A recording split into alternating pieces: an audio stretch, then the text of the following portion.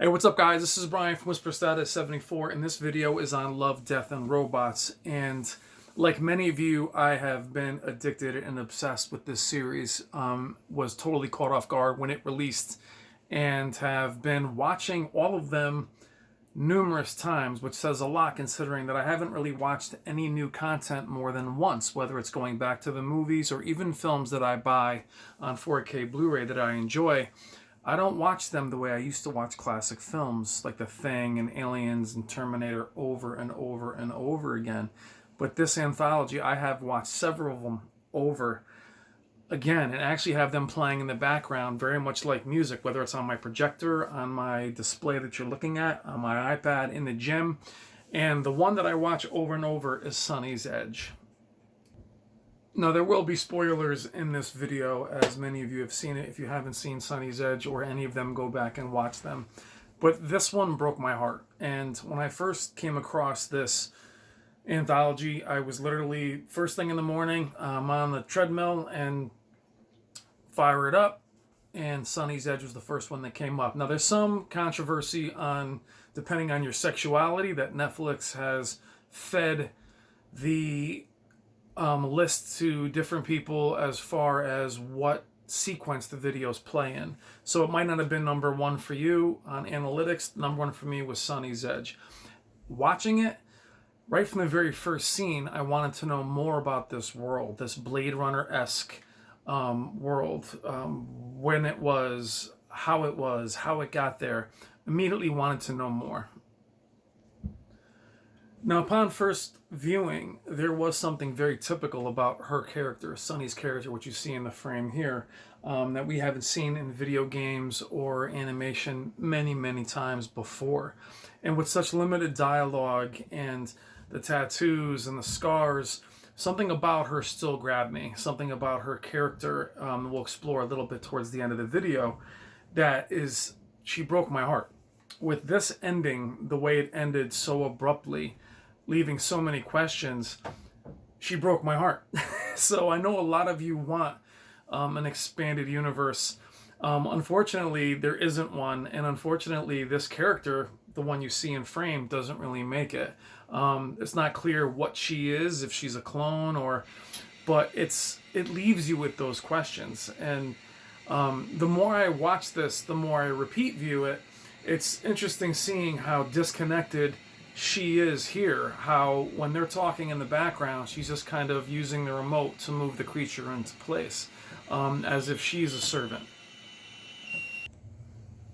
It seems there isn't a wasted shot in this entire series, but especially in this episode, even looking at as the evil Lord is in front of the tank, just how detailed that tank is, and not being a wasted shot, how the detail on the tank, the servers that are attached to the left side of him, and how this shot really shows how insignificant this guy is. Regardless of his power, he is really enveloped by the monster in the tank, and the condensation in the tank, and just this ominous feeling, with the haze and the image quality of the power sources in the bottom corners that are connected to something.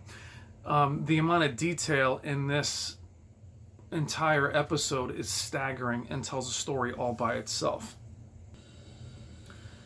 There are little subtle nuances to her appearance where her eyes do seem lifeless, where she actually mirrors the creature and seems to mirror the creature more and more as the fight goes on. There are a lot of people in the comments that have pointed this out and have pointed out some other details that I had missed and gone back and noticed that even in this shot, she actually shares pretty much the same face as the creature.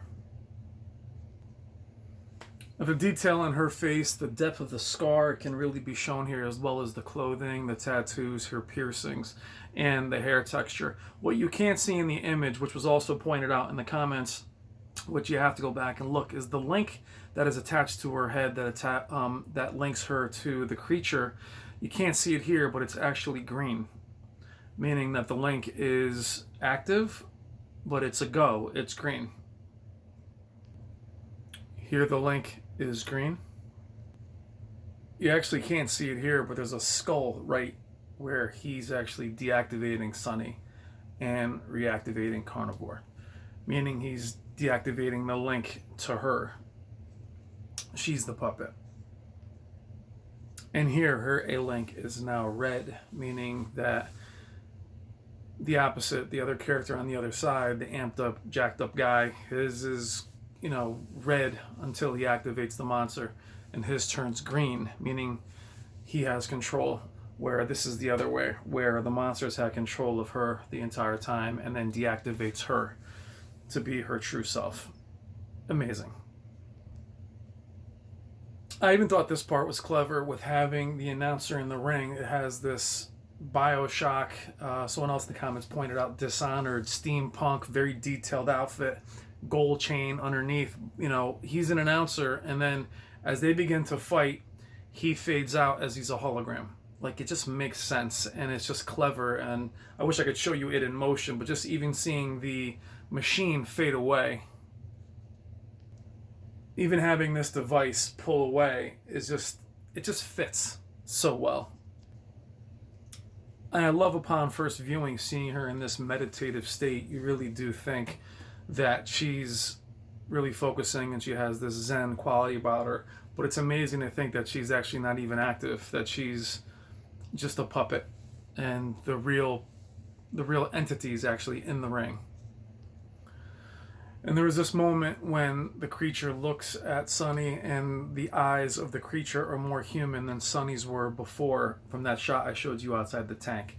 It has, for me, this little moment of where she, the creature, is acknowledging Sonny being the servant, and I thought that was cool. And I'm definitely looking into this too much, but I'm passionate about this kind of thing, and just the detail of the creature, amazing. Something you don't see in Hollywood. It's not overcomplicated like Transformers spinning around garbage. It's just clean. It has almost a Pacific Rim kind of look to it, where it looks like it's molded out of clay. It almost looks like a practical effect instead of CGI. Also, the design of the other character has this Gears of War look, but the stone, the power of this character, though complex, you can feel it. I mean, you can really feel how strong and scary this character is.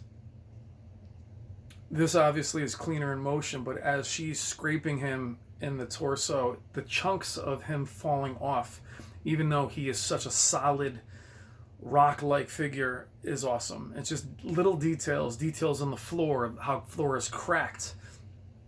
Something that you don't see again in AAA films, just something so detailed that is in every single shot. I also love a couple shots here where they show Sonny's tail going over the crowd and this guy's hand in the crowd, just to give you that scale of how strong and how big these things are, as well as how close you would be to the action in an arena like this in the future.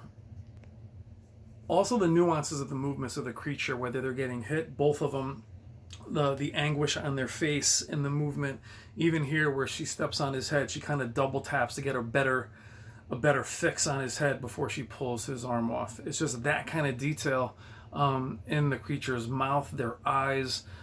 Every single movement is accounted for. Nothing is glossed over. I also want the backstory on these guys. Obviously, they know which is which, and that Sonny is not, as they're the ones turning her off. And I want to know their backstory and how they came about. Did they create the body that she's in? That's the kind of part of the story that I really want to see, is what part do these two play? Also, the animation of the creatures, where she looks totally submissive here and scared. I mean, able to convey that in such a scary creature is, it's genius. Also, the imagery of what happened to her in the past in comparison to what's happening here on screen also was awesome, especially with the payback at the end. The symbolism obviously is something you can't miss. Where I completely fell in love with her was allowing herself to be vulnerable in this scene, and also how the blonde seems to be so innocent looking and angelic, but where Sonny seems vulnerable here. This is where I completely fell in love when she says, "Nice trick." And as she gurgles and she's weak, her voice comes through so strong on the speaker. But this is where it broke my heart, is that character's gone, and I just really loved this episode and thought it was amazing. Take care.